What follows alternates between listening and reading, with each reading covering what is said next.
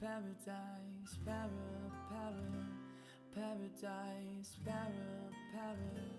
paradise. Every time she closed her eyes.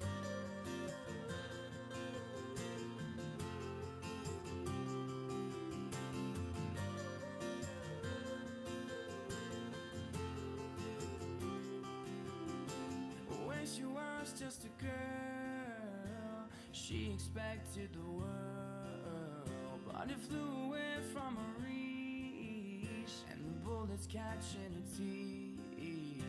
Life goes on, it gets so heavy, the wheel breaks the butterfly.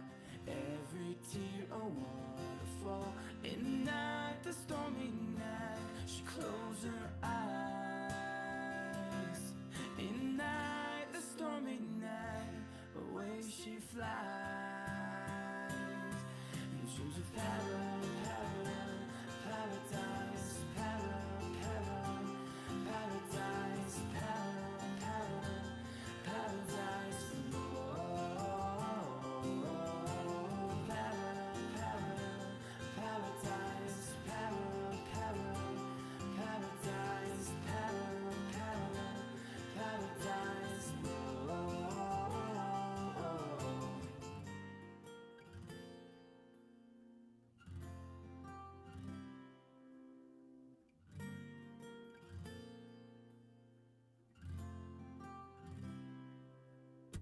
Lying underneath a stormy sky,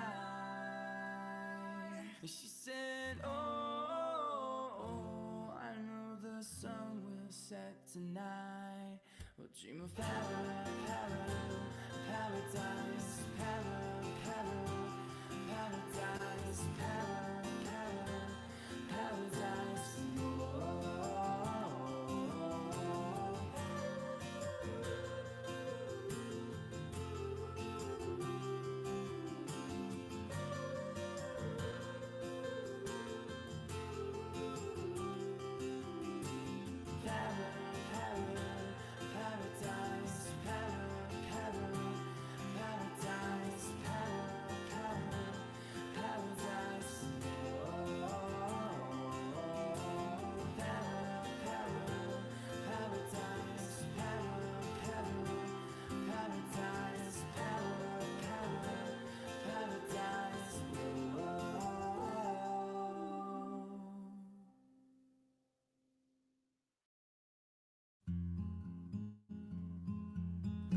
Do you ever feel like a plastic bag drifting through the wind, waiting to start again? Do you ever feel so paper thin, like a house of cards, one blow from caving in? Do you ever feel already buried deep, 6 feet under screams, but no one seems to hear a thing? Do you know that there's still a chance for you, 'cause there's a spark in you? You just gotta ignite the light and let it shine. Just hold the night like the 4th of July.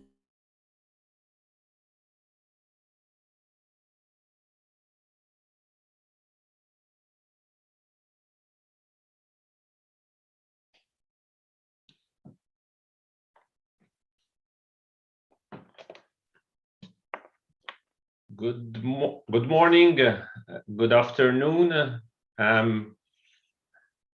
ladies and gentlemen. It's a pleasure for me. I'm Leonard Mitzi. I'm speaking to you from Brussels, from the European Commission. We're still here in teleworking mode, and first of all, I hope that you are safe in different parts of the globe. Not easy process, as we hear the news still unraveling across the globe, especially in some of the Asian countries and also in Brazil. And I hope that this pandemic hopefully is tackled and resolved as the vaccine rollout gets underway in different parts of the world. So I would like to welcome you to the fourth webinar in the second Global Summit on Food Fortification, focusing today on thinking regionally about industrial fortification. We are delighted to welcome you to the conversation today, which has been put together by us in the European Commission, but by the United States Agency for International Development, USAID, by the Global Alliance for Improved Nutrition, GAIN, Micronutrient Forum, and Harvest Plus. As you are seeing, many of you are now Zoom experts. There is simultaneous translation in French and in Spanish. And you can hear this in the languages you prefer. And you can do this by clicking the translation icon in the control panel at the bottom of your screen. We hope in this 1.5 hours to have a dynamic conversation. So please don't hesitate to put questions in the Q&A. You see it at the bottom of the screen, and we'll try to have at least 25 to 30 minutes of Q&A after the 6 panelists that I will invite to intervene after my introduction. So just to give a bit of a scene setter, almost 90 countries have legislation to mandate fortification of at least one industrially milled cereal grain. Different fortification requirements between nations may well create some practical difficulties for intra-country trade. Nations in the same region with similar public health nutrition problems and food cultures may benefit from finding a common position on fortification policy and regulation that could be uniformly adopted. Some important features at regional level that may help to make food fortification programs more effective, efficient, acceptable amongst countries include the harmonization of standards, regulatory monitoring guidelines and frameworks, cooperation across quality control, compliance and enforcement, facilitation of trade of fortified foods within a specific economic region. And also important is that regional food fortification programs have been implemented to standardize compliance and procedures among relevant countries. We will have a bit of a breadth across the globe. First, the views from the US, then a global dimension, and then we'll have an Asian and an African and Central American dynamics to see how things are unfolding across the globe. Why is regional cooperation important? Why is it crucial? One, because it expands access to fortified foods. It facilitates trade. We speak clearly about country-level legislation, but this needs to also to be dynamic within intra-regional trade. If we speak about Africa, I look forward from the Western African reality to the Eastern Southern reality to see how this eventually builds up into the African continental free trade area, which is at the core of the African continent regional integration process. Why this webinar today? First of all, because multiple regional economic communities have been tasked to pursue full regional harmonization on food fortification across the continents. It will reflect on the efforts to harmonize fortification programs across the globe. We have now experience of over 30 years, and it is a chance to reflect on the progresses made, successes, challenges, the potential, and further collaboration. We have a very intense 6-7 months ahead of us with the UN Food Systems Summit and with the Nutrition for Growth at the end of this year in Tokyo. So our objective today is, first of all, to assess the effectiveness of regional efforts implemented to date, to learn what different regional economic communities have done to facilitate take-up of food fortification programs, to understand the key areas of intervention and cooperation from standards, harmonization to monitoring and enforcement, and to come up with concrete actions to strengthen current regional food fortification programs and incentivize regional cooperation in new areas. I'll just give you an example of what the EU has done in terms of regional fortification. We focus our cooperation on inclusive value chains. with a particular emphasis on fairer and more equitable. This is a key issue also as part of the Build Back Better and the recovery process in the COVID context. We just give an example. Last year in November, we have supported as European Union the development of the Southern African Development Community SADC minimum standards for food fortification agreed by health ministers under the program estimates at supporting the operationalization of the regional agricultural policy and facilitating the implementation of the components of the SADC Food and Nutrition Security Strategy 2015-2025. The SADC minimum standard shall protect the consumers in a way that they get a safe and nutritionally improved product, while at the same time assist the producers, manufacturers, and importers to meet regional market requirements. The SADC minimum standard has been developed to provide member states of the SADC community with guidance on macronutrient additions to staple foods and condiments within the SADC region. So I can start kicking off the panelists. I would like, first of all, to give the floor to Sean Baker, who is the Chief Scientist of USAID. And Sean has been Chief Nutritionist for USAID.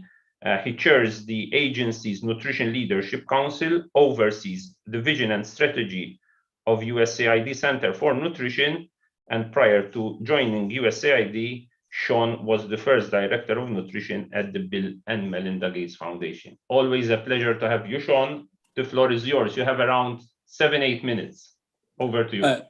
Thanks, Leonard. Thanks for introducing this. And again, thanks to the European Union for all you're doing to support fortification across the world.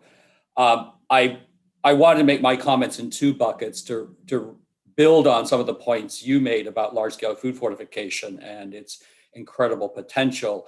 And then also what I see of some of the added value of working at the regional level in partnership with regional economic communities. But before I start that, I felt I needed to start with a caveat that, I fell in love with fortification in West Africa, working with regional economic communities, particularly the Union économique et monétaire Est-Africaine and the Economic Community of West Africa, and regional industrial associations. And so the people on this webinar who know that work more intimately than I do, but I just want to recognize that almost anything I know about approaching this from a regional level comes from that experience. So talking about large-scale food fortification, arguably this is the oldest food systems intervention to improve nutrition we have. It has a legacy of a century, starting with salt iodization or salt fortification. And so we know this works, we know it works at scale. And while I am outraged, I find it's egregious that we are still losing 3 million children a year to malnutrition, I think it's particularly egregious that we've not made more progress on eliminating deficiencies in essential vitamins and minerals when we have such a scalable, cost-effective solution such as large-scale food fortification. And to share a data point that I think illustrates that, even with the current state of fortification, we are still losing around 175,000 children a year due to neural tube defects, which is all correctable with if we correct folate deficiency. So I feel that we've really been too complacent about it as a community of not really optimizing the impacts of large-scale food fortification. And we know the current pandemic has just reiterated how essential it is to build in micronutrient security into the food system. As soon as poorer households are hit with a shock, it could be livelihood shock or prices going up, the unfortunate reality is they need to prioritize staples and they have to deprioritize more expensive, more nutritious foods. And so if those staples and condiments are not containing the essentials of vitamin minerals, we have basically failed the poorest households, whom all of us are called to serve. But I think also, as you spoke to, Leonard, there's a huge opportunity this year with the UN Food Systems Summit and the Nutrition for Growth Year of Action to take this opportunity to reposition large-scale food fortification as a non-negotiable that the food system actors can do now, do at scale, and have meaningful impact as we continue to build a food system that delivers much more for nutrition. This is one we should be able to do extremely quickly. And I would posit that these partnerships with regional economic communities have a real added value to get there. I think part of our trick in nutrition is we need to continue to convert more actors and some unusual suspects to our cause. And our partners in the regional economic communities are ripe for the plucking to convert to this cause. And we've seen that, as you demonstrated, Leonard, across the world. And I think there are three factors that really are at play here that make it a perfect opportunity. All these regional economic communities do have a mandate to improve regional trade. Most of the companies that are producing these staples and condiments, obviously they focus on national markets, but they also focus on the markets next door. They have aspirations to feed the whole region. And both the regional economic communities and the companies aspire to global best practice and really cutting edge solutions, which of course, large scale food fortification is one of those. And I saw really 6 advantages that I've seen. Of course, Leonard, you've spoken to the first. It creates a level playing field so that fortification is not seen as an obstacle to trade, but in fact, a facilitator of trade. It also, I think, creates a level playing field to make sure that there's not inappropriate importing of unfortified products. It also elevates the importance of large-scale food fortification. For those of us who've struggled at a national level to make sure fortification is taken seriously, when we can point to that this is actually a priority of the African Union or ECOWAS or SADC or ASEAN, it gives us a lot more credence to move the agenda on the ground. I also, in that same vein, it creates a race to the top. I think we've seen this play out of it's easier to exchange lessons learned. Industries and countries become competitive in a very good sense to say, okay, here are the regional standards, here are the regional aspirations. How am I doing against that? And you can have that positive forcing function and a lot of exchange of experience that's incredibly relevant to countries in those same regional economic communities. It also, frankly, creates more resilience in the food system because we know stuff happens. So situations in one country may mean that all of a sudden they need to pivot to import more staples or condiments. And if those are readily available next door and fortified, we're creating a situation where the region as a whole is having an ability for more solidarity to ensure micronutrient security in the food system. It also makes a more nimble system. We know our consumption patterns are changing, our knowledge is changing. You know, we need to be, I think in the past, we've been a bit too static in looking at standards and not updating them to take advantage of the latest science, the latest learning. And if we have a regional function can do that, it makes it a lot more nimble, hopefully, than just country by country. And finally, while we're all here today obsessed about large-scale food fortification, and that's an evidence-based obsession, all of that infrastructure of regional harmonization we're laying down at the cutting edge with fortification can have knock-on effects for lots of other things, be it regional standards for ready-to-use therapeutic foods, for fortified complementary foods for children, for food safety, et cetera. So I think we're really building long-term systemic solutions. I wanted to flag, though, I think one false dichotomy I've heard of oh, do we do it at the country level or the regional level? The regional, they're really not one or the other. I see that the regional efforts are there to amplify, accelerate, and elevate national levels, and they really go hand in hand. And then I want to close my comments, Leonard, with again calling out, I think there's a huge opportunity with the United Nations Food System Summit in September to reposition large-scale food fortification. And I think if partners leading with the regional economic communities and the partners that support them, we can go to the table saying, let's make sure large-scale food fortification is optimized to meet the micronutrient needs of the most vulnerable across the globe. We really have a huge opportunity to reposition large-scale food fortification and accelerate impact. Over to you, and thank you so much for inviting me to join you. Thank you very much, Sean. Always very spot on, clearly from local to regional harmonization, standard setting, and mobilizing in a multi-stakeholder approach, large-scale food fortification. We have the UN Food System Summit. These topics are being discussed at the national dialogues in Action Track 1 of the UN Food System Summit. And hopefully today we'll hear from the different speakers. And with the next speaker, Dora, I would like to invite Dora, who is the team leader of the EU-funded Food Fortification Advisory Services, implemented in partnership between Landell Mills and Gain. Dora has 30 years of experience in international nutrition. Before TUFAS, she was Food Fortification Advisor at the WFP in Rome, and prior to that, she served as Senior Food Fortification Manager at Gain. So Dora, Sean gave the setting in terms of what's working, what needs to be done in the run-up to the UN Food System Summit.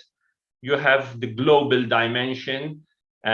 So what's your take on all this in terms of the experience of the past 20 years? Over to you. Thank you, Leonard. May I have the first slide, please? Okay.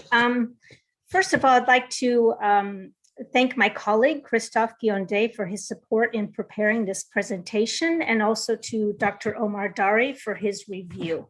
I'm going to very quickly go over some of the key components behind regional cooperation, and then share some key achievements over 5 regions. Next slide, please. So this slide shows the key components that we found are important in terms of regional cooperation. And as Sean mentioned, of course, this also it relates to country level programming. So the first one is harmonized technical standards. Such standards are important to ensure that fortification is not a barrier to trade, but rather can help facilitate the trade of fortified foods across a region. Second is regulatory systems. Having a regional framework that allows for harmonized approach to such things as labeling, logos, and certification also is important to facilitate regional fortification efforts. Third is monitoring and enforcement. A monitoring and enforcement system that includes clear guidelines on QA/QC and also having inspection manuals is absolutely important to ensuring adequacy of fortification. Fourth, and certainly not least, is assessing coverage and dietary contribution.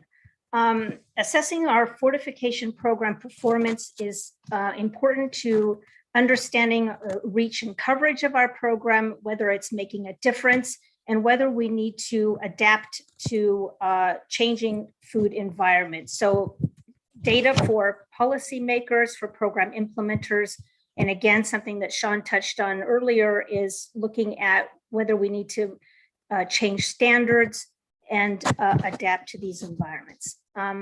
Next slide, please.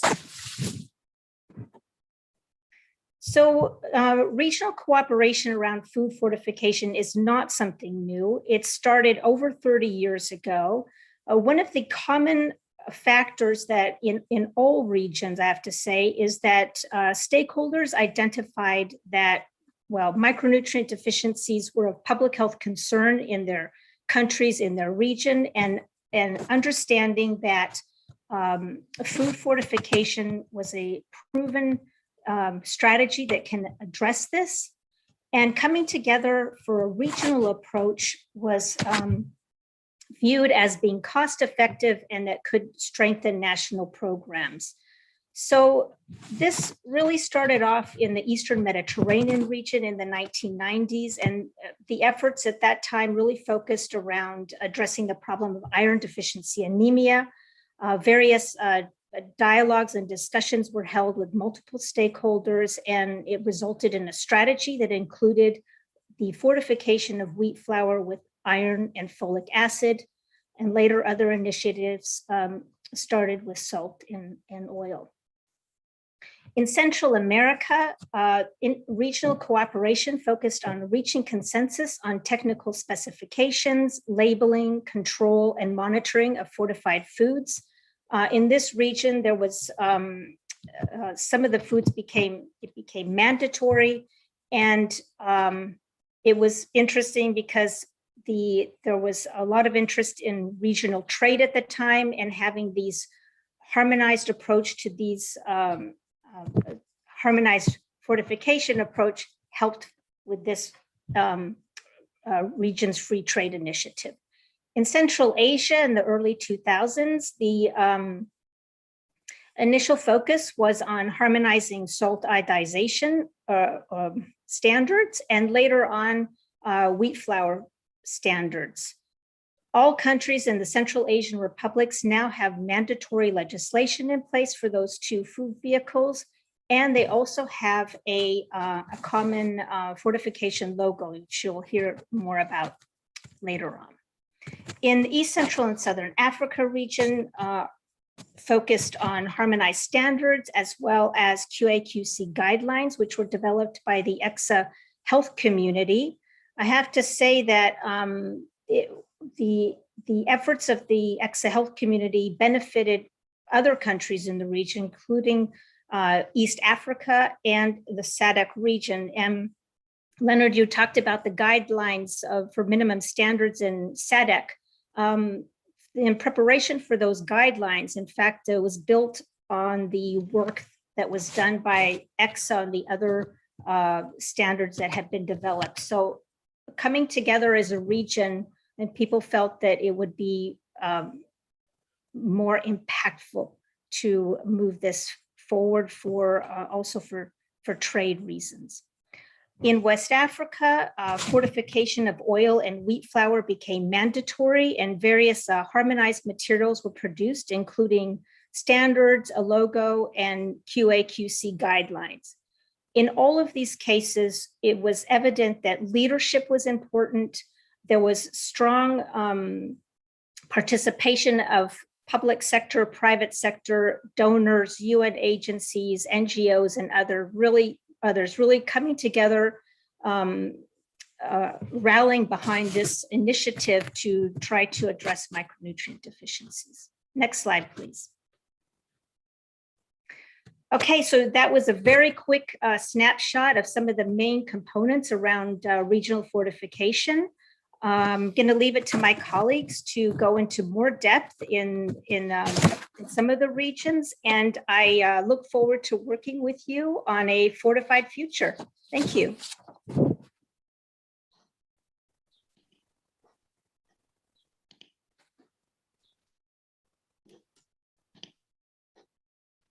Thank you a lot, Dora.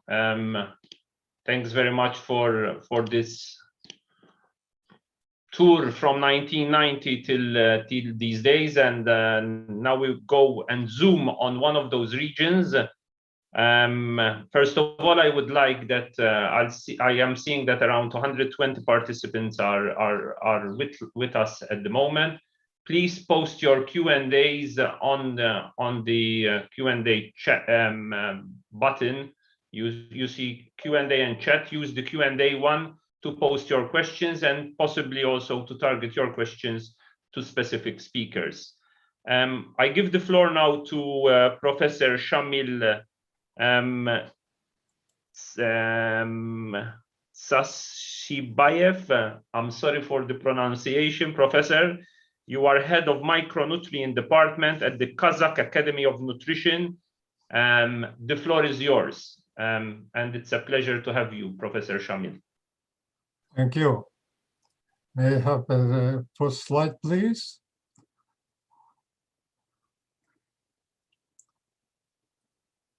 Okay. And the second one, please.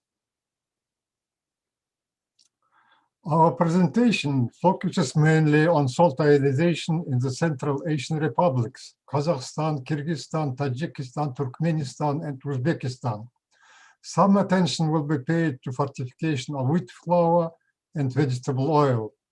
Next slide, please. After dissolution of the Soviet Union, the salt iodization program ceased to be implemented, and the prevalence of IDD began to rapidly increase in the region. In this regard, the Central Asian republics began to undertake efforts to restore the salt iodization program with the support of UNICEF Regional Office. In 1996, the law on the compulsory salt iodization and wheat flour fortification was adopted in Turkmenistan.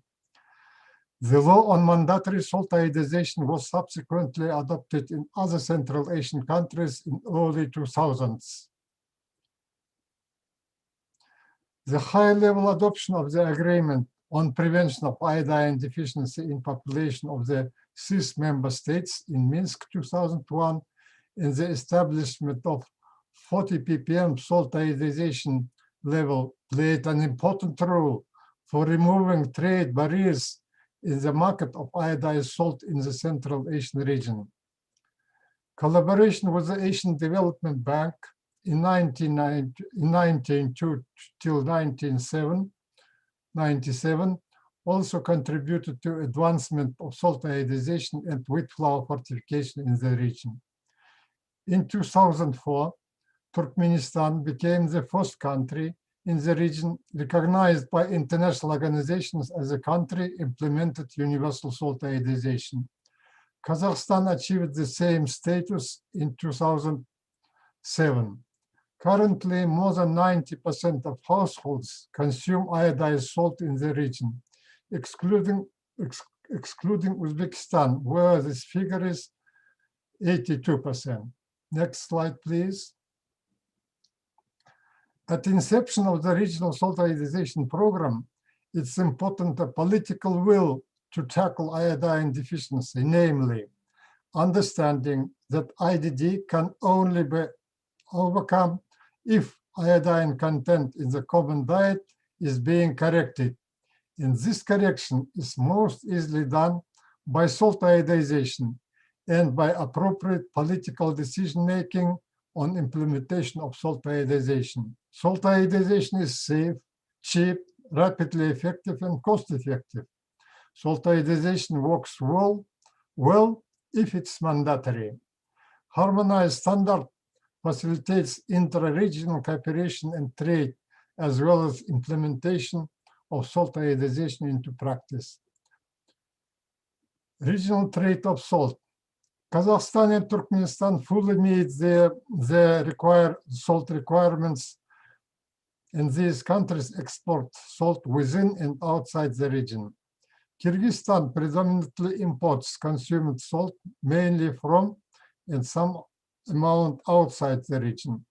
Tajikistan and Uzbekistan are producers and importers of salt, mainly from the region, and they export some amount of salt within and outside the region. According to legislation of Central Asian republics import only iodized salt. Future plans for regional cooperation around salt iodization. This is to achieve 100% of households consume adequately iodized salt in all Central Asian republics. To increase an export of iodized salt, to monitor salt iodization and the prevalence of IDD. Next slide, please.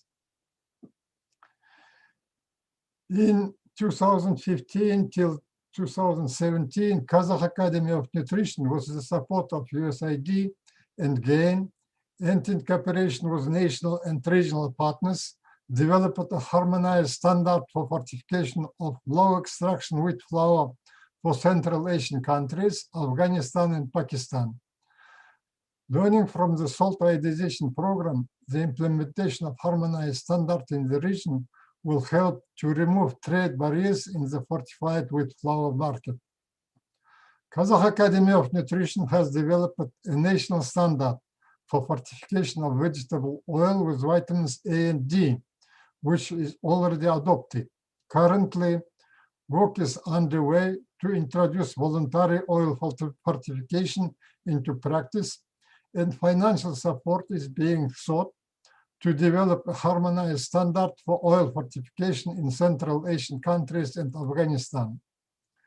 Effective salt with flour and oil fortification in the region will require mandatory fortification, single premix used for fortification, harmonized standards and regulations. Next slide, please. Concerning lessons learned and recommendations, the leadership of Ministry of Health and annually consideration of the food fortification issues at a meeting of the National Coordination Council for Health Protection under the government of the country is very important for incentivizing of intra-government collaboration. Generating evidence to demonstrate impact from different sources, planning and conducting impact assessment studies, and using the results of the study is important for improving a food fortification program. Developing collaboration with local authorities, NGOs, ministries, research institutions, and international partners, and establishing coordination of cooperation with different partners through timely informing them about successes and problems, as well as about the ways to solve existing difficulties, are vital for proper implementation of food fortification program.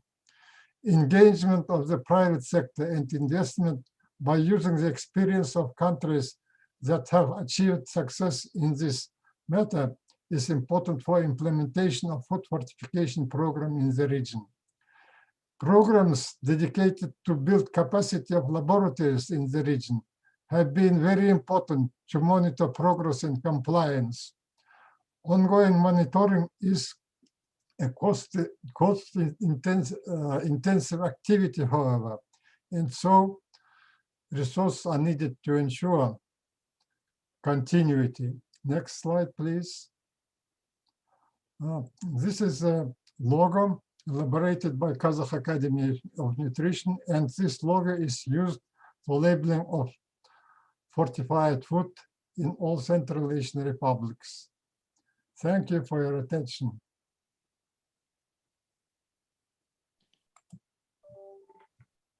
Thank you a lot, Professor Shamil, for the Central Asian specific situation.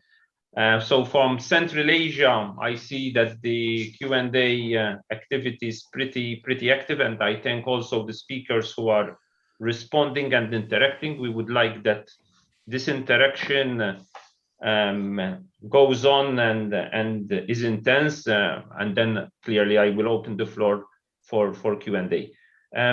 From Central Asia, we move to West Africa, and I invite Dr. Mawali Sablah. He is the Regional Technical Advisor for Health and Nutrition from the Catholic Relief Services of Western Africa. The floor is yours.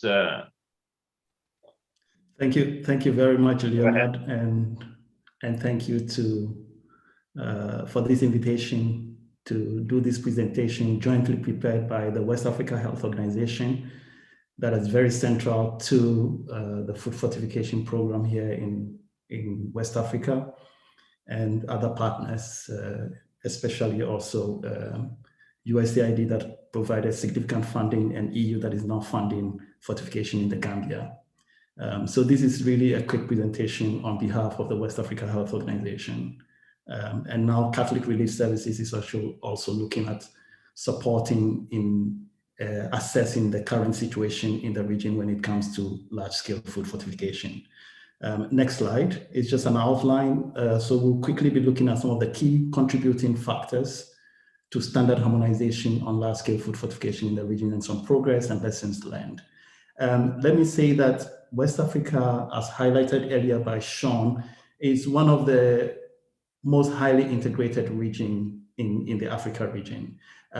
There's a policy on free movement of goods and services across the 15 member countries of the region. Now, under the 15 member countries, we have the Anglophone countries, we have the Francophone, 8 Francophone countries, and then we also have 2 Lusophone or Portuguese-speaking countries.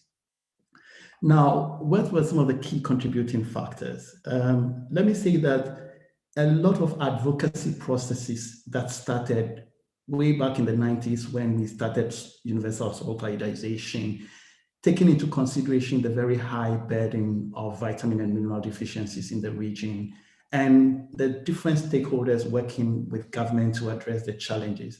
There were a number of stakeholder engagements that led to the passing of a mandatory fortification resolution of key staples, which is oil and flour. Now, before going into fortification and prioritizing oil and flour, some progress had been made on saltization. Now, so in 2006, there was this Assembly of Health Ministers that passed this resolution that taking into account that over 50% of school-age children were vitamin A deficient and very high levels of anemia in women of reproductive age. It's very critical to establish some strategy that can reach significant proportion of the population. Also taking into account that in the region, most diets are monotonous, diets are not diversified. So as a food system approach, this is really critical. Food fortification is critical to helping us to achieve the goal of meeting required nutrients when it comes to intake of key micronutrient, iron, zinc, folic acid, folate, and vitamin A. Now, as a follow-up to that process, there were a number of public-private sector dialogues, bringing the key government stakeholders as well as the industries to really dialogue and deliberate on how the strategy can work and what are the win-win. So somewhere in 2004, Sean actually met with, as at the time he was with Helen Keller International, had this strong engagement with the Oil Industry Association that led to the first initiative, regional initiative on oil fortification with vitamin A across the 8 member countries within the ECOWAS region, that is the UM1 sub-region. So this initiative was the FETASH Drill and Afrique de l'Ouest initiative funded by the USAID. And then building on that success, we went into establishing the Association of Flour Milling Industries to now advance to what we call the Fortify West Africa initiative that really looked into fortifying wheat flour across all 8 countries within the region and scaling up this Fortify West Africa initiative to cover the entire 15 member countries with support from the ECOWAS Commission. Then, of course, like Sean indicated, as we advanced with the regional approach, there was a real need to establish national level multi-sectoral public-private alliances to drive the agenda at the national level. And then we then went on to establish these harmonized standards across the UM1 countries, and then scale this up to the 15 member countries within within ECOWAS under the ECOWAS Standard Harmonization Model, ECOSHAM. Now, critical in this process is the whole capacity reinforcement of the private sector in terms of understanding the equipment needs, the quantities of micronutrient premix they would require, their laboratory capacity needs to be able to comply internally to the standards that are being established, and being able to support them to train their staff on various standard operating procedures, as well as quality control processes. So these factors actually catalyzed and actually accelerated the whole process of harmonizing standard across the region. Let's go to the next slide. Now, as progress currently within all 15 countries, there is this equivalence of standard across the region that is looking at key levels for vitamin A in oil and also wheat flour. And I'm going to highlight some of those later on. Then we have the QA/QC guidelines that have been developed to support industries to be able to comply to the standards that are in place. Let me also say that a strong regional political commitment has actually generated very strong national level action and competition among the countries. And currently, Gambia is being supported by the EU and is actually the last country to have passed mandatory legislation within the region. And so all 15 countries are actually now having very strong food fortification priority within their nutrition strategy. And as earlier highlighted, this has actually created the space for intra-regional trade. Now, even for importers of, for example, fortified oil from Indonesia or Malaysia, for example, are motivated to be able to import, not to just meet the needs of small countries, for example, like Togo or Gambia or Senegal, but to really look at how, based on complying to the regional standard, they can actually reach all 15 countries. So have access to a big market like Nigeria, for example, or other huge countries. And then, of course, there's really need for us to continue this expected progress in monitoring coverage and ensuring that we achieve our overall objective of reducing or preventing micronutrient deficiencies. So let me just go into some of the details in terms of how we came by the standards technically. Shall we go to the next slide? Now, there was a real need to understand the consumption pattern when it comes to wheat flour and oil to be able to establish the standards in alignment with WHO and FAO guidelines and recommendations, as well as taking into account the objective of reducing deficiencies in these key micronutrients. So as you can see here, based on Fortification Rapid Assessment Tool surveys, as well as consumption 24-hour recall consumption surveys, and also leveraging the food balance sheet of FAO, we were able to estimate approximately what the consumption profiles were. Next slide. Now, currently, based on understanding the consumption profile and then the guidelines, the recommendations by WHO, and aligning this to Codex standards, within the UMR region, you have flour being fortified with iron as either ferrous fumarate or ferrous sulfate at 60 ppm.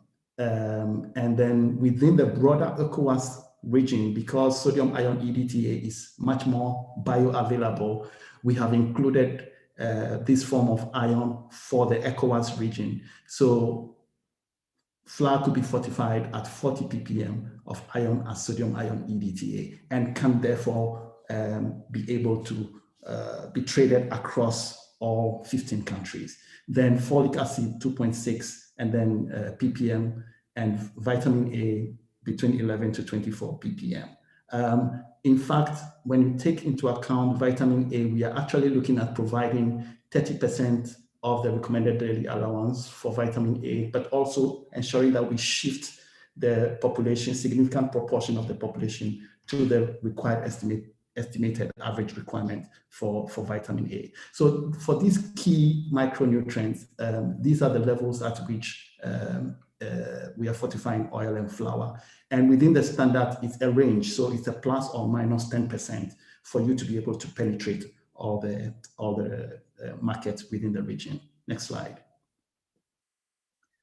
And here we have this harmonized regional logo, which is used in branding all fortified foods in the region. And it has specifications on whether it's being used in the black and white format or in the colored format. And this is being used across the region, with the exception of Ghana and Nigeria that have their own logo. Next slide. And some of the lessons that we have learned, all the countries have passed mandatory legislation for fortifying oil and flour. However, we acknowledge that data and is required to continue to monitor in terms of coverage, in terms of access and quantities of premix being imported by these industries, and then the regulatory system that is being ensuring that these standards are being enforced for accountability and evidence-based decision-making. Then one of the other lessons we have learned is that the strong public-private partnership framework requires patience. And we need to understand the different roles of the different sectors and the partners, and be able to leverage that to be able to ensure that there is that continued dialogue and continued engagement. Then it's important for us to clarify the roles.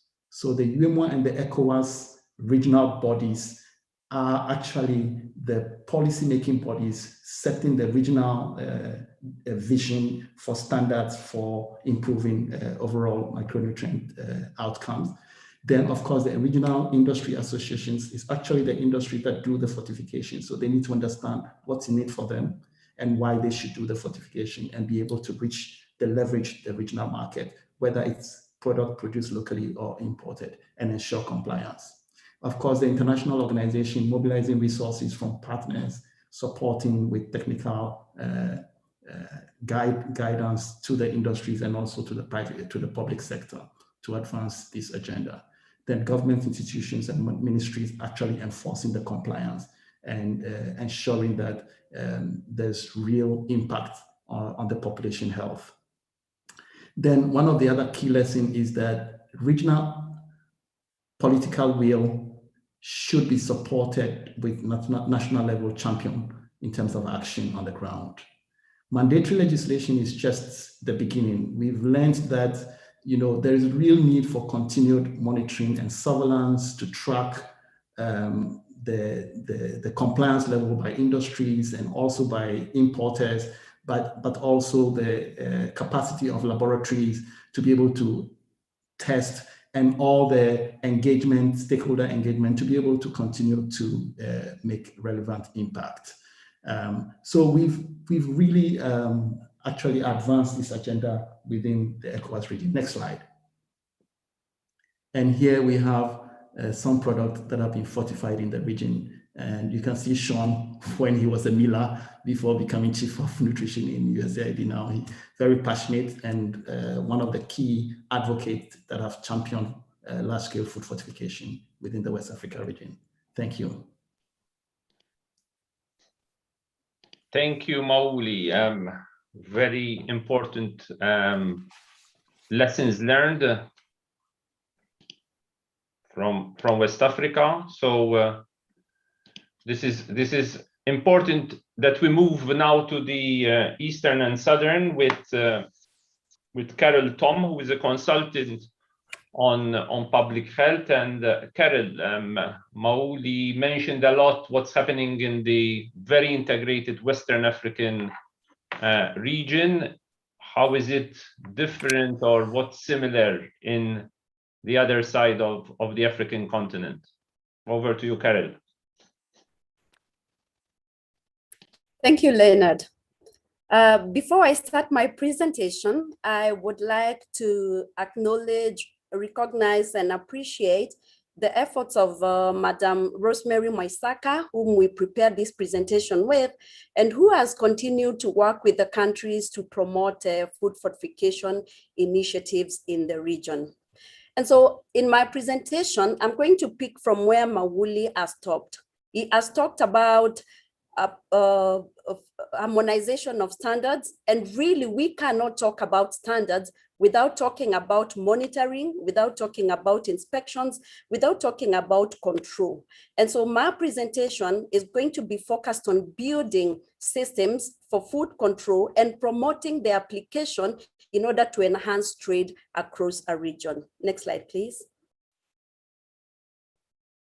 So the efforts on building capacity in food control systems started within a bigger program, a regional program on food fortification. And in this case, I'm going to use the EXA Food Fortification Initiative as a case study to demonstrate how food control systems could be built and can be used to enhance trade within a region. And so the EXA food fortification program started in response to a resolution that was passed by the health ministers of the food of the EXA member countries, who directed their secretariat to support food fortification initiatives in their member states. So they mobilized resources, and I remember we did talk to USAID. That time there was the program supported by USAID, that is MOST, and we organized the first workshop in Zambia.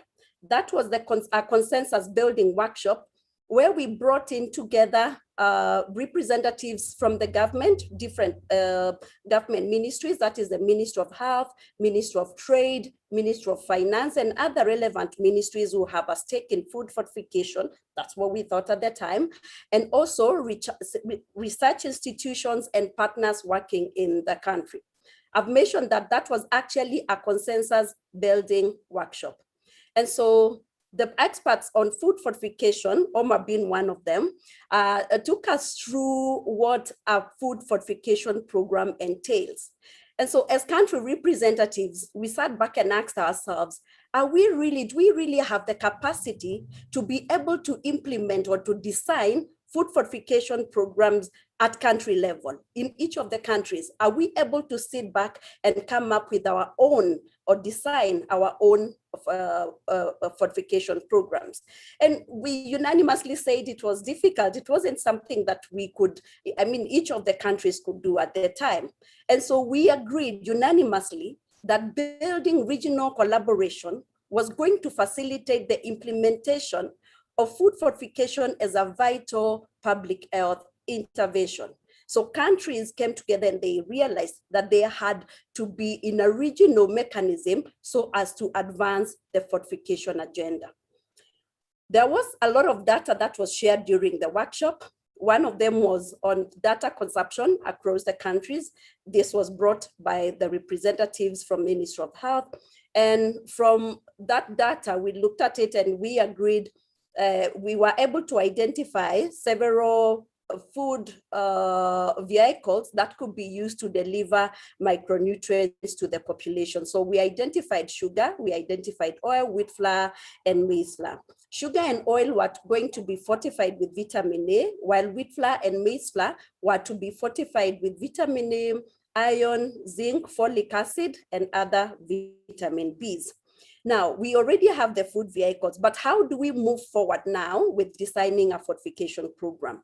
And so re-examining on what was happening at country level, we realized there were plenty of gaps, especially in the area of food standards. In the area of food control, we knew it was weak, definitely. We did know the capacity that existed in analyzing for micronutrients in these foods. We also were not very sure that the industries in the region, across the region, actually had the capacity to fortify. They have the structures in place, the technology, and they even knew how to carry out internal quality control. We needed a lot of advocacy within the region to support the program and also to mobilize resources for the support. And so we formed 4 technical working groups. The first one being on standards and food control. The other one was to support capacity building in laboratory testing. The other one was to look at what capacity existed in the industry. So they were to do industry mapping and see what kind of support the industry needed. And the fourth technical working group was on advocacy and mobilizing technical and financial resources to support implementation of the program. Next slide, please. And so the first group did develop guidelines on on fortification levels, that is standards. I will not go into the details of it because Mawuli has adequately covered that. They also developed food control manuals, and I will talk about the food control manuals in the subsequent slides. Now, the laboratory testing group also did come up with manuals. They did an assessment in the countries and they realized that countries didn't actually have adequate capacity to analyze for micronutrients in foods. And so the first thing was first to come up with a manual that contained testing methods. Yes, there are the internationally accepted methods, but it was important to kind of put those testing methods together, or even provide some easy to use methods that would not require expensive equipment or expensive accessories to be able to analyze micronutrients in foods. Yes, sorry, in foods. Next slide, please. And so focusing on the food control systems, the technical working group that was charged with coming up with guidelines in food control did carry out assessments to find out the capacity of regulatory assessments to carry out food control in the region. And generally, we found out that food control systems were actually weak. There was low enforcement of the food standards that existed then. And with addition now to the fortified foods, definitely countries would need guidance on how to monitor and how to inspect and carry out technical auditing on these fortified foods. And so that group started with development of quality control manuals. There were 17 in number, and they looked at the internal processes, that is the internal quality control processes, looked at the internal quality control processes, monitoring at commercial level and also at the border points. And it is important here to note that it was not just about sitting and drafting the manuals. We did a lot of back and forth where the manuals, every component of the manual could be tested would be tested in countries. Like for instance, when we were developing the internal quality control, we had to send it to Zambia, which at the time was had a sugar fortification program. And we had the manual tested in the factory at the time. So they looked at the usefulness, the components of it. Is it something that the industry would be able to use? And they brought back their responses and said, yes, you can modify here, or you can change here, or you can adopt this. And so the process continued. So that's just to show how the manuals were actually informed by trials from the countries. There was also a lot of involvement of those people who are involved in food control, that is the inspectors who are involved in food control. Next slide, please. So once we went through the process and we finally came up with the manuals, we had them disseminated in each country. And in each country, the dissemination involved training. So we brought in the inspectors from different government arms. We do know that in each of the countries, you may find several institutions that carry out testing. So those were all brought together, and we actually trained them on the components of each of those manuals. So there was dissemination to even other inspectors who were not involved in the drafting of the manuals. That means that we were able to come up with a critical mass of experts in the area of food control. The A to Z project, that time funded by USAID, selected a few countries. We selected a few countries, and A to Z helped in field testing the manuals. We sent them out to Uganda and to Malawi. We tried the manuals out, and we found, okay, this aspect of the manual works correctly, and this aspect of the manual needs to be changed. With regard to the food lab, so far we have conducted 5 rounds of laboratory proficiency testing, and this is aimed at improving the capabilities of the labs to analyze micronutrient in foods. So I would say the capacity has been built to a considerable level. We've had partners such as GAIN who have also come in to support in equipping the labs that are used for these analysis in the countries. Next slide, please. So what is the status? Where are we? Almost all the countries in the region have initiated one or several food fortification initiatives. And we have seen across the region compliance improve. The technical working group on standards and food control is still very much alive. It's still very much active, and they do compare results of all the surveys that they conduct in their countries. And we have seen compliance actually improve, reports on compliance from each of the countries. Of course, that has led to increased trade in fortified foods across the region. I will not labor on that point because Mawuli has talked about it. And there is a principle of equivalence that has continued to be applied in the region because of the strengthened end-to-end quality control systems. You find trading partners develop their marks of quality, and they are able to accept or to recognize each other's marks of quality. So if country A is exporting to country B and they recognize each other's mark of quality, then the food product that is being exported to that country will not be subjected to a lot of testing, which saves on time, it saves on resources, it saves on the product being held at the border and all that. So that has happened because of the good work that the country has been able to do. Have we made good progress? Yes. Are we happy with where we are? Yes, we are happy, but there is still some bit of room for improvement. And we aim at a point where we will be able to see increased household coverage with adequately fortified foods, because that's the only way we can be sure that the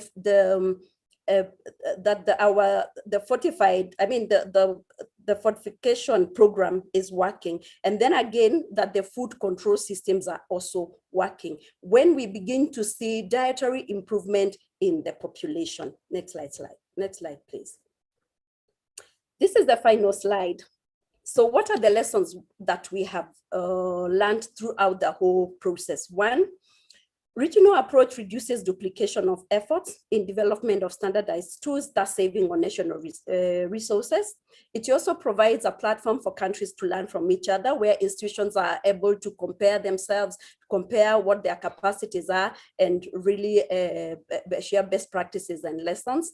It catalyzes action at national level, where when countries come together, they are able to report their work, and those countries that are lagging behind are encouraged because they are seeing their peer countries are doing a lot of work. We did talk to a few of the people who are involved in this regional work, and very quickly they said, one, that they would like to be involved in development of these standardized tools. When we go to countries or to a region, it is important that we involve the people who do the work. They don't want to have manuals or to have guidelines brought to them. No, they want to be involved throughout the process. And the lastly one is that partners, as much as yes, it is good to have partners, and we do acknowledge and really appreciate the work that, the support that we have received from our partners, but they should see their contributions as the metamorphorical fortificant that adds value to something that already exists. This is the end. Thank you so much. Thank you, Carol. Thank you a lot for your intervention. Similar experiences and lessons learned from West Africa. Now, last speaker is Monica Guamanch. She is lab manager in the Institute of Nutrition of Central America and Panama, INCAP. Monica, the floor is yours.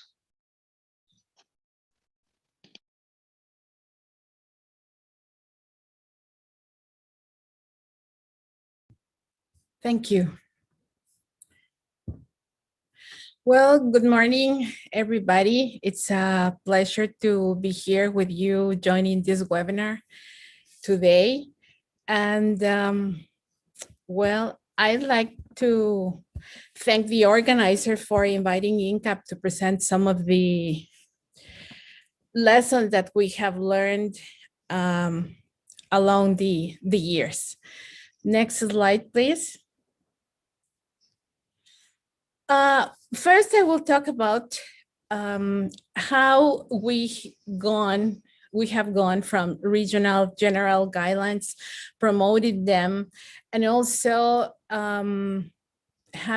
promoting regulations harmonization.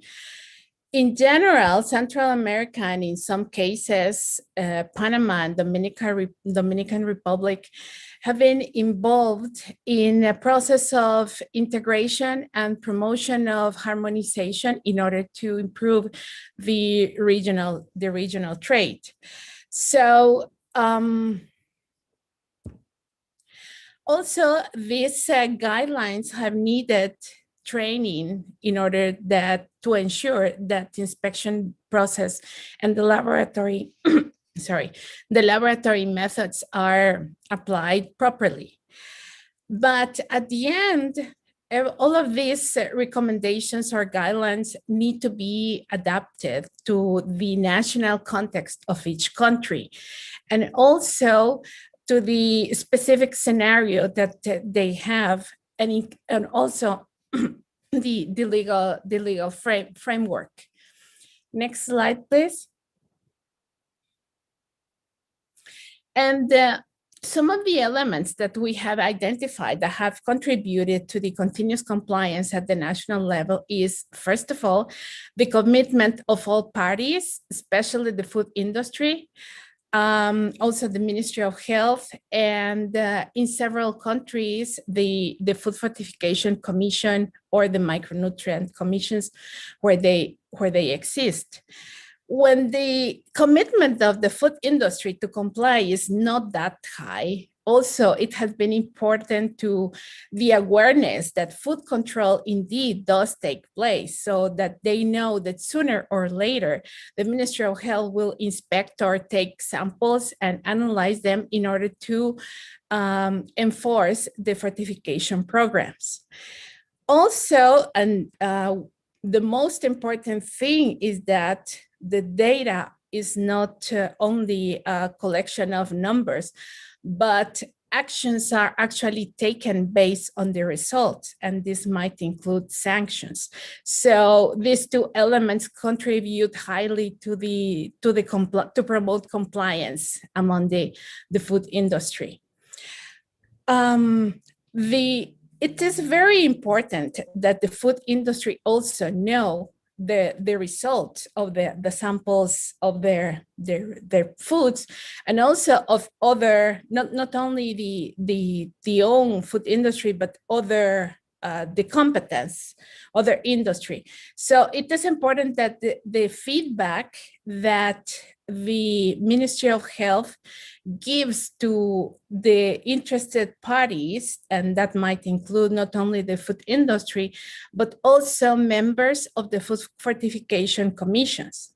And in the case of specifically of Guatemala, the existence of this food fortification commission, which was created by law, so it is not only another bureaucratic commission, but it was created by law in order to supervise the food fortification programs. This provides a forum to present problems and discuss solutions. So this has been very, very important, and also promotes transparency. If something is wrong, that or suspicious data or fraud is suspected, then all these topics are treated as part of the Food Fortification Commission. Next slide, please. Now, the $1 million question is, where do the resources come from? Because that's a constraint in every country. And the answer to that is the government. If we want sustainable programs, the government has to allocate annually the money or the resources in the budget of the Ministry of Health. We know that there's no enough resources for the IDEA plan that we would like to carry out. So we need to plan based on the budget we have and what is feasible. And for that, then we need to prioritize. We cannot carry out everything if we don't have enough resources. So one example is, for example, if for the imports, we're not going to take samples of every import as some people would want, but then we need to rely on alternative procedures, like, for example, ask for certificates of analysis issued by third parties. And actually, this is one of the things that Costa Rica has implemented for imports of wheat flour.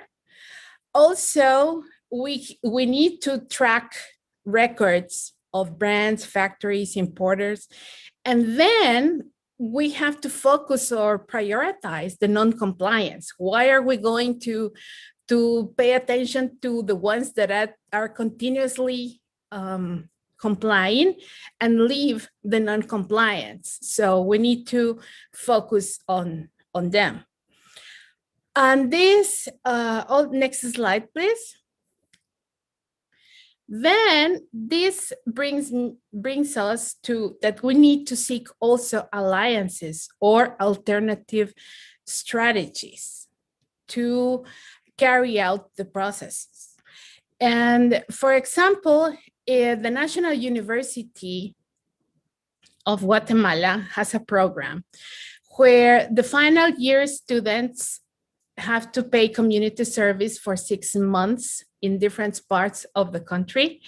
So in the case of students from the School of Chemistry and Pharmacy, they go to different national hospitals or primary health care all around the country. So the Ministry of Health signed an agreement with the National University, and students sign a contract with the Ministry of Health so that they are allowed to take sugar and salt samples on behalf of the Ministry of Health.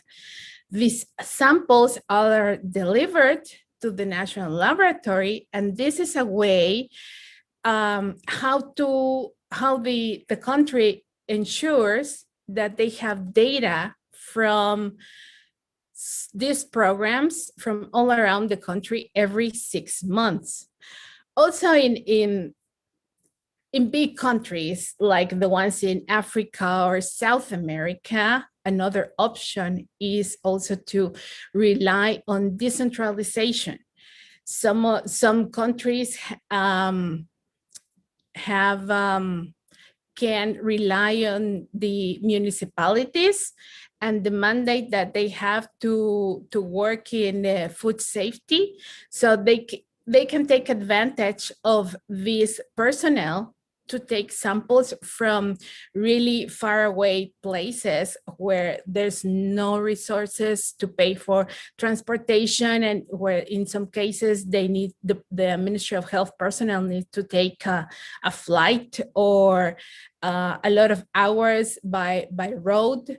So this is another way. And all of this requires training. Next, please. Of course, without training, we need to train the students how to take the samples so that we can rely on the data. And this brings me to my next slide, please. Here we have a picture of some of the members of the National Food Fortification Commission in Guatemala in the 90s. And the phenomenon that we are seeing is that most of the people that used to work 30 years ago in these programs is retired, deceased, or working in other areas. So with the new personnel, we from time to time hear common questions or doubts or ideas arise. Like, for example, that we need to make a statistically representative sampling, that are wide content ranges acceptable for single samples. So, and some of these are questions that were already discussed and solved in the past. So there's a risk that we go back to implement solutions that were already proven ineffective or unfeasible. So it is really important that in order to maintain the achievements that we already have, training to the current and future generations is needed. And in this case, last year we had an experience with personnel of Ministry of Health, and really it was very interesting, and we need to take advantage of their energy and new ideas in order to improve the fortification programs. So thank you for your your attention. Thank you, Monica. This brings us to the wrap up of the regional dynamics. I invite all the speakers, including Monica, to put on their video, because we have compiled some questions and I would like to ask you some questions. We will extend by 10-15 minutes because I think the topics have been pretty rich. It's not easy to have a tour of the globe in less than 1 hour. So we have compiled some questions, and I'll start maybe with Sean. First question is,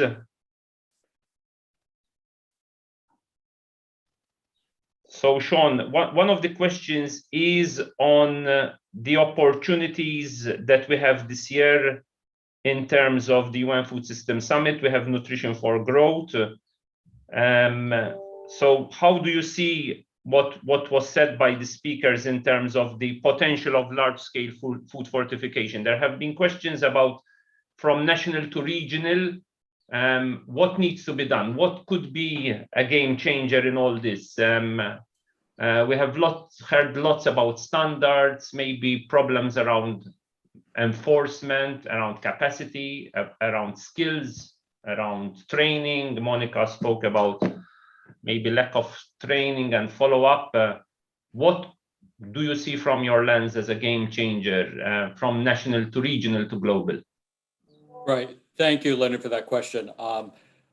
You know, I look that this year is really our make or break year for nutrition with the opportunities, the Food System Summit, Nutrition for Growth. And I've been very inspired by these presentations. And I think that there could be, you know, certainly the spirit of the Food System Summit, but also Nutrition for Growth is how do we take collective action? And I think all of these is laid out. There's actually a very clear understanding of what the different stakeholders need to do to contribute to really accelerate the large-scale food fortification agenda to dramatically reduce the burden of deficiencies in essential vitamin and minerals. So I really think coming together the Food System Summit with a series of commitments led by regional economic communities around, we are going to commit to reach this level of compliance, and these are the specific actions that we have diagnosed in our regions that need to be take place. And we partners can rally behind that and say, and this is what we will do to support that.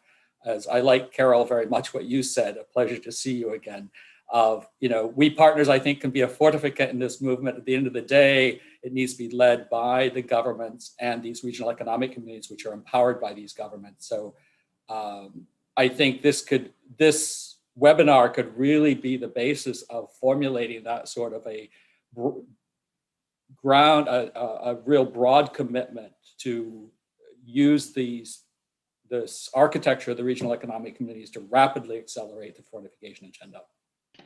Thank you, Sean.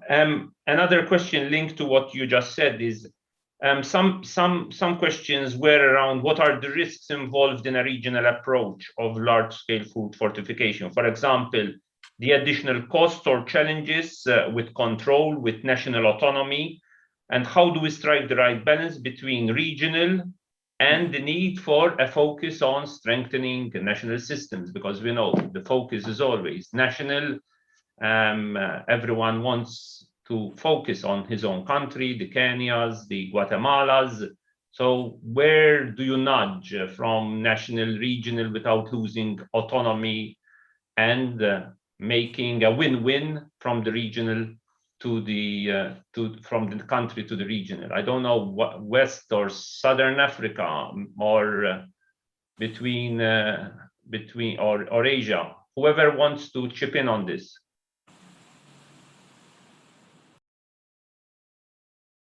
Sean?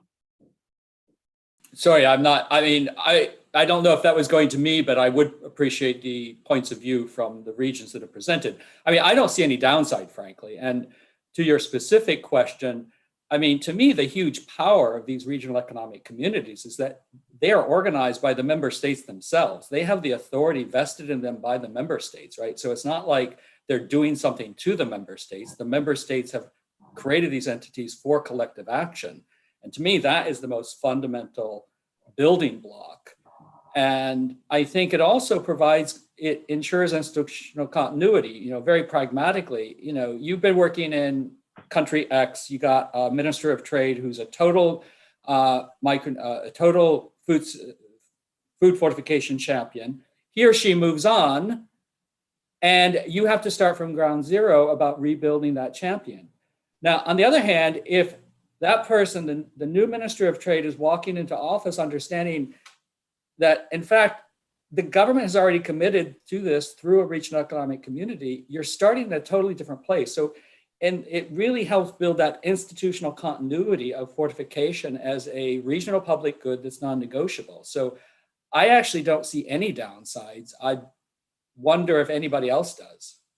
Thank you, Sean. Yes, let's go from the African context, like either Mauli or Carol or both. Where are the champions? Where is the scalability? We have a strong ECOWAS UMOA. We have a strong EAC. What's keeping a bit the limits on scalability in the African context? Or are we a bit negative and things are really going well from an African perspective? Carol or Mauli or both? Carol, you want to go or I go before you? You can go first, Mauli. It's okay. It's fine. Now, I think that Sean hit the nail on the head. These champions are not static. They move on. And also it's reflected in Monica's presentation as well. So we need to find a way of institutionalizing these processes so that as people move on, the system is not dependent just on the champions, but the system is such that the system itself is the champion. So you have national level alliances that have been established in some countries with resources from partners. Once projects or donor funding ceases, then everything goes back to square one. So there has to be a way where these national alliances, there's a decree or a government decree by parliament to create them. The regulatory monitoring system is such that food fortification is embedded as part of automatically as part of the regulatory system, because you cannot have over 45% of your women of reproductive age anemic and expect to have healthy babies. So this is a huge cost on government, and government would have to understand that they need to put in place the system that works for food safety, for nutrition. It's a question of life, and they have to prioritize it and institutionalize these processes. And then the private sector must also understand that there's a way of doing business where you can make profit whilst contributing to development. And so it's really a partnership that has to be institutionalized. If it is not formally institutionalized, then there is really no drive to continue things once donor funding ends. And I think this is one of the key areas we need to work on. Thanks, Mauli. But give me, where is multi-stakeholder embedded in the system? We have had COVID since 12, 15 months. Lockdowns are still happening in many countries. The situation will not get better maybe before the end of the year. There is discussion around debt, around private sector, around recovery, around rescheduling of debt, around finance. Where does this topic, questions around premixes, around what's happening these days and what is that embedding, for example, in Eastern and Southern Africa? Carol, some good cases where scalability is possible. Thank you, Leonard. Yes, picking up from where Mauli left about the multi-sectoral alliances, yes, I do agree that that is one of the mechanisms that can be used to actually push the agenda forward and to make some of these systems sustainable. And it is true, we have seen the situations where once a project comes to an end or the funding of a project ceases, or probably there's just donor fatigue, then sort of the member states tend to sit back, they tend to relax back, and you find there isn't really any continuity in any of the components of the project. And so one, it is important to involve the government and involve the real key stakeholders when when coming up with some of these systems and mechanisms. Like, for instance, in the process of harmonization, it was important that we worked with the real people who do the work. So once the experts like Omar, Sean Baker, they have moved on, then we have local experts who can actually move the process forward. So creating a critical mass of experts becomes very important, and especially when we have a discuss at regional level. Now, going to the issue of the COVID, yes, and we heard from the last webinar on premixes that indeed there has been a challenge. And very quickly looking, for example, at salt iodization programs, yes, those have been impacted negatively, but and so is the quality control systems as well. People are working from home. Many people are afraid of even going out there to carry out their duties and all that. And that's even worsened by the curfews that many governments have imposed. And so what works is the voluntary compliance of the industry, working with the industry, having the systems in place that they can actually do the work, they can comply with the standards without having to walk behind them and force them to comply with the standards. Have there been challenges in delivery of the premixes? Yes, the challenges have been there. They have impacted the food fortification programs, but probably, well, I'm not so sure how that can be dealt with, but from the industry point of view, I think it is to encourage voluntary compliance, because the external inspectors may not really be available now, and they may not be in that space to do the usual monitoring. But when we have the industry who continues to do their work, because I mean, people have to eat, so they continue to produce. So as they continue to produce, they can make sure that voluntarily they comply with the standards. And this is why we have been working very closely with them to make sure that they have implemented, they have taken on board those systems, the quality control systems, and they continue to implement them. Thanks, Leonard. Thank you, Carol. So you speak about voluntary, but there are questions also out there about having an honest broker, a neutral broker amongst the private sector, the government, to monitor regional and facilitate harmonized regional standards. Either Monica or Professor Shamil, from a SICA point of view in Central America, or from a Central Asian point of view, does this brokerage exist?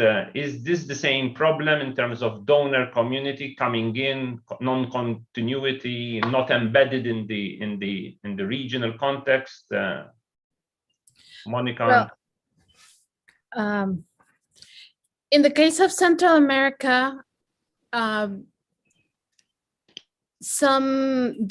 national commissions for food fortification have assessors, and these assessors are specifically the international bodies that are working on food fortification or are interested in promoting the nutrition and improving the nutrition of the population. So since they cannot vote in when decisions are made within the national food fortification commissions, but they can give advice on how to solve problems, crises, specific situations. And since they are a third party and they are neutral, like you say, their advice is well received because they are not part of one side or the other. So both parties, either the Ministry of Health or the food industry, has the confidence that the decisions or the suggestions or advice will be in the best interest of the population health and the programs. So that's how they are involved. Thank you. What's the situation, Professor Shamil, in Kazakhstan and the region?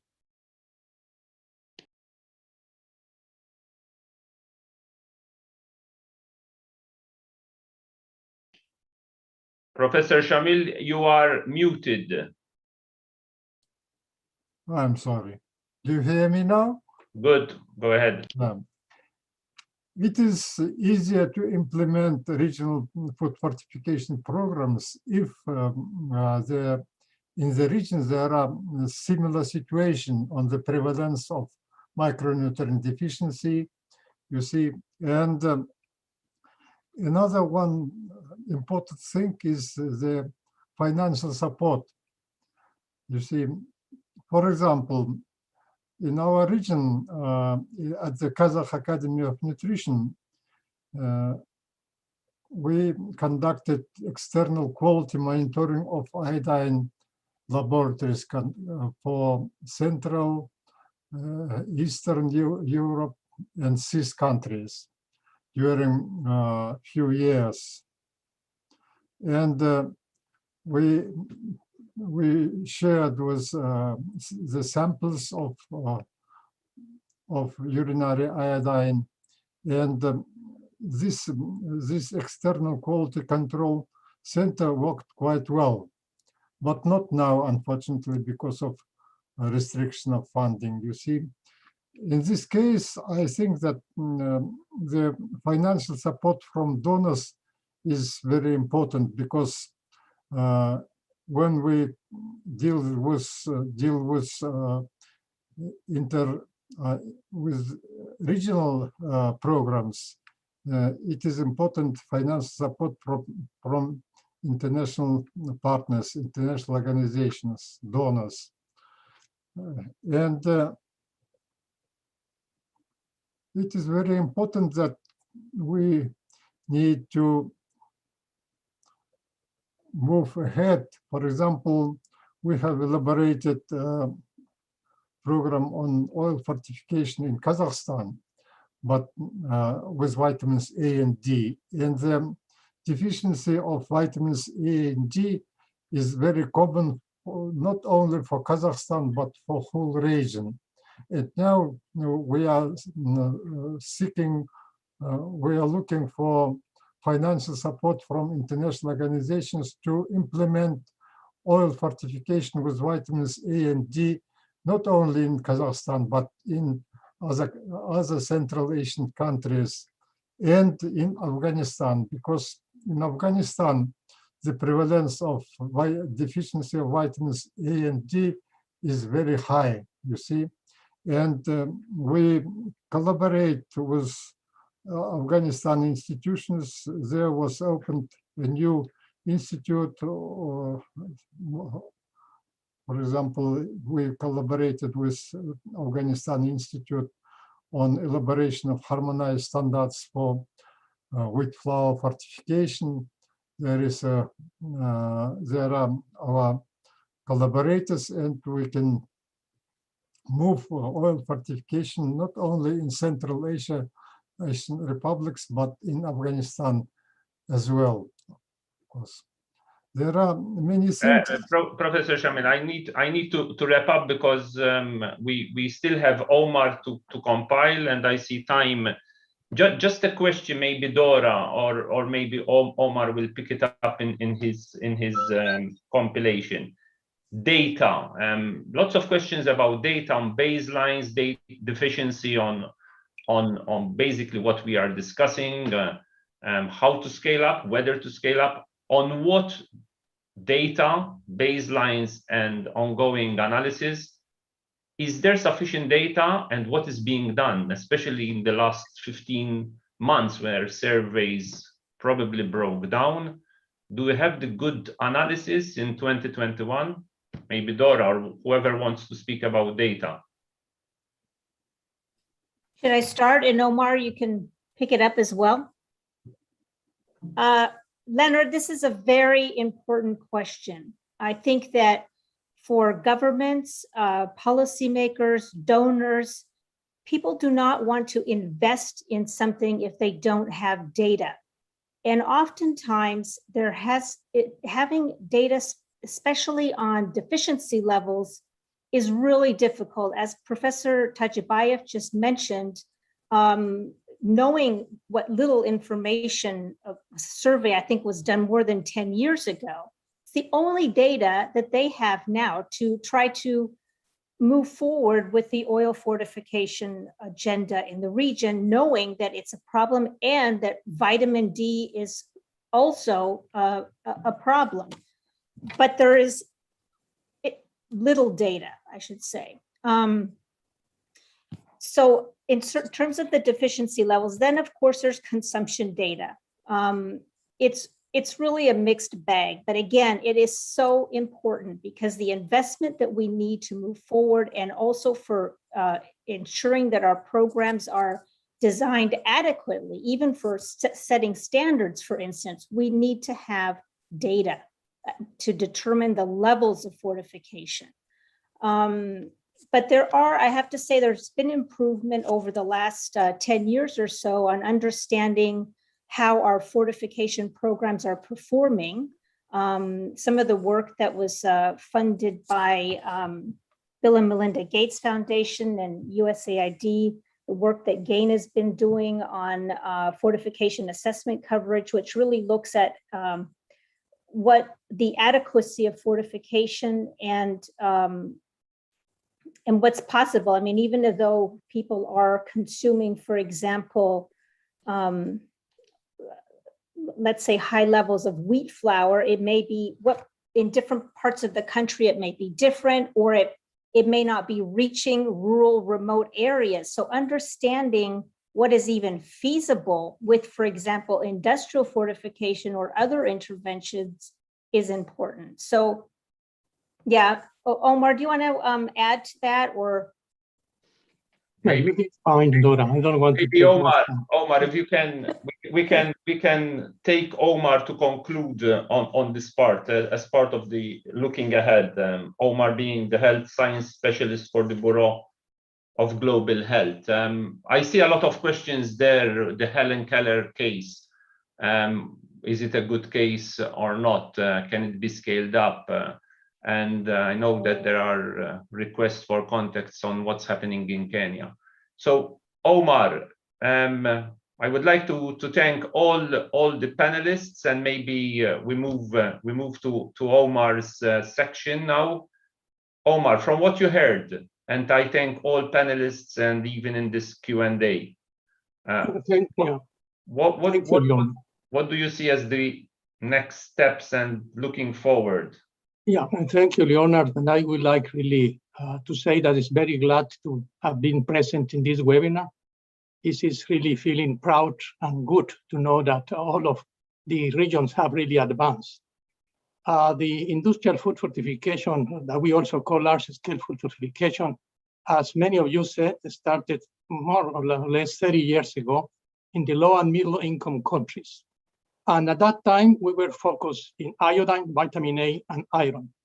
During this period of time that we didn't cover in this time, but this is in previous webinars, we already know that iodine deficiency disorders have practically disappeared in most of the world, thanks to the addition of iodine to salt.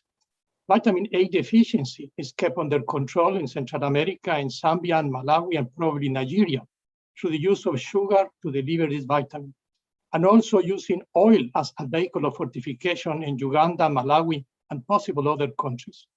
The achievements in the prevention of iron deficiency have been more modest in the addition of this nutrient into the wheat and maize flours. But the cereal flours, as carriers of folic acid, have decreased the prevalence of neural tube defects in both industrialized and low-medium income countries, where the consumption of these flours is high and the dietary intake of folate is low. Now, what for the future? During the same period, other micronutrients have been identified, such as zinc and vitamin B12, that affects many communities in the world. And in a few countries, other nutrients like vitamin B1, B2, and vitamin D, as we were discussing with the addition of this nutrient into the oil in the Central Asian republics, Afghanistan, and similar countries. Therefore, many of these other nutrients have received an increased attention, and they have been incorporated into some of these several fortification vehicles. The webinar that we just had, it showed the experiences of several economical regions of the world in the last 30 years. Now it's a moment to review the goods and bad experiences and the lessons learned in order to continue using this large-scale food fortification in a more effective manner.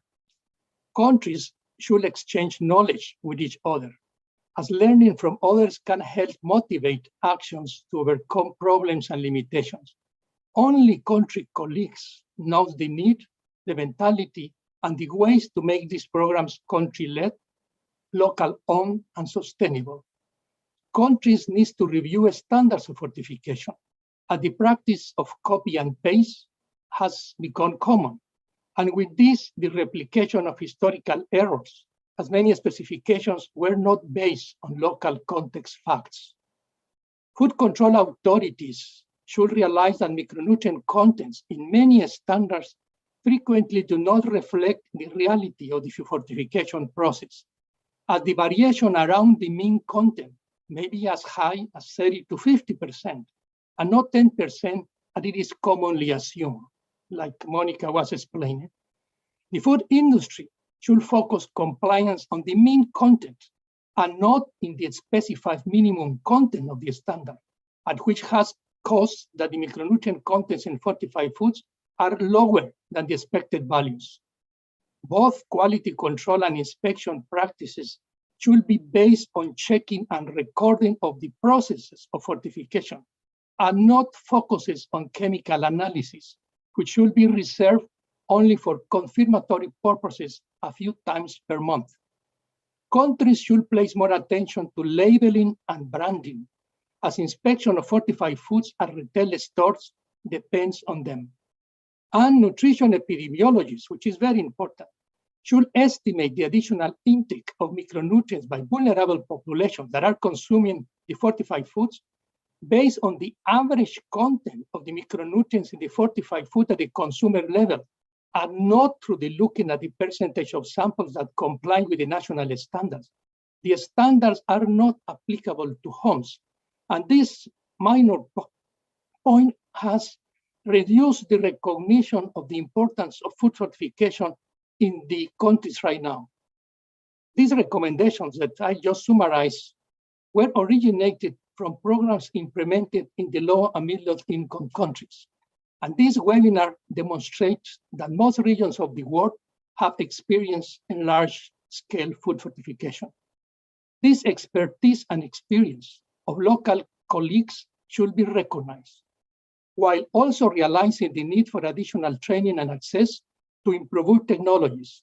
The low middle income country colleagues are now in the position of teaching others what they know. The regional initiatives might help the consolidation and improvement of the current programs, accelerate implementation and progress of new ones, and promote innovation to extend the use of this intervention to more communities and to address other inadequacies of micronutrients that still remain.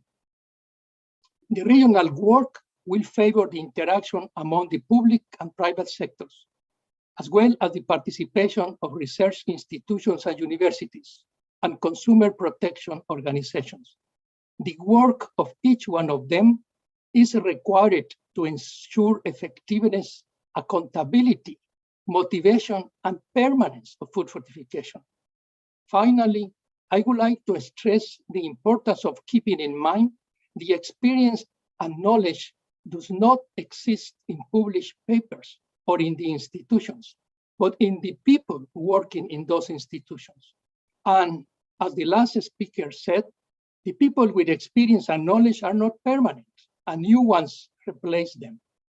Therefore, high priority should be given to continually improve human capacity.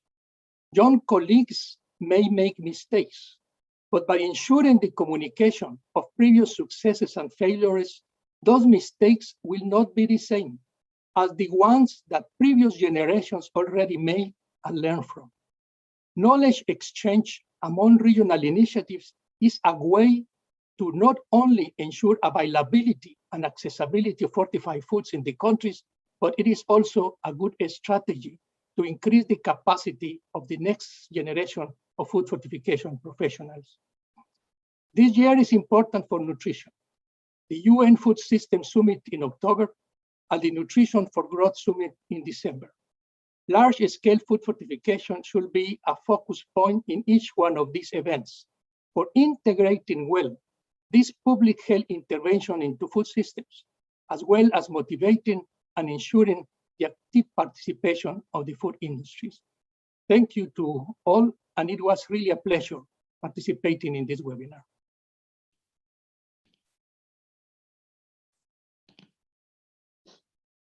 Thank you a lot, Omar. Thank you very much. One of the phrases which struck me is the issue of what in the agricultural field we speak about generational renewal, and this was also in the panel.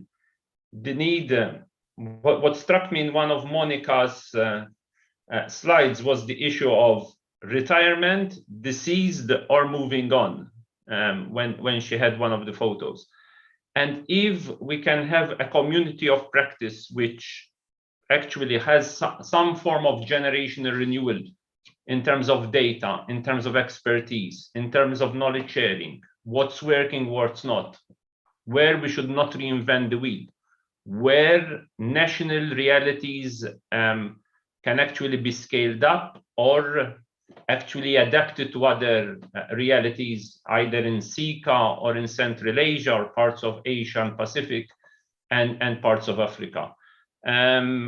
We need, as Sean said, we have a window of opportunity which we need to grasp, and this is 2021, with all the problems and challenges that this entails. But we have the processes around the action tracks and the game changers. And I really want this community, and I thank all the organizers of this event, USAID, GAIN, Harvest Plus, and Micronutrient Forum. I thank all the back office support for all this. And if you can come up and help us design a few game changers which we can communicate between now and the UN Food System Summit on the 19th of July at the pre-summit, please don't hesitate. We need to scale where there is the possibility to scale up with good cases. And I heard today of a number of good cases, and we'll have another seminar, I understand, on the 2nd of June. I know that Sonia will also post a webinar survey because we want to learn also what's coming out of these webinars. There are so many webinars every day, including on the UN Food Systems Summit. So we want that there is a learning process on what we need to change, what we need to propose at the global community level, we as donors as well, in July, in September, and in Tokyo in December. So I thank you very much. I know as a moderator, but coming from a Mediterranean country, I am way above the timeline of 15:30 in Central European time, but I hope that the extra 20 minutes were useful, and looking forward for further engagement between now and June. And don't hesitate to using the social media, the hashtags that include also hashtag #FutureFortified and the hashtags that GAIN and our partners have to actually diffuse the information, ask us, question us, but also come up with co-created solutions so that we really can be game changers across the different parts of the globe. Thanks you a lot. Good afternoon and good evening to all, and stay safe. Bye from Brussels, and thanks to all. Do you ever feel like a plastic bag drifting through the wind, waiting to start again? Do you ever feel so paper thin, like a house of cards, one blow from caving in? Do you ever feel already buried deep, 6 feet under screams, but no one seems to hear a thing? Do you know that there's still a chance for you? 'Cause there's a spark in you, you just gotta ignite.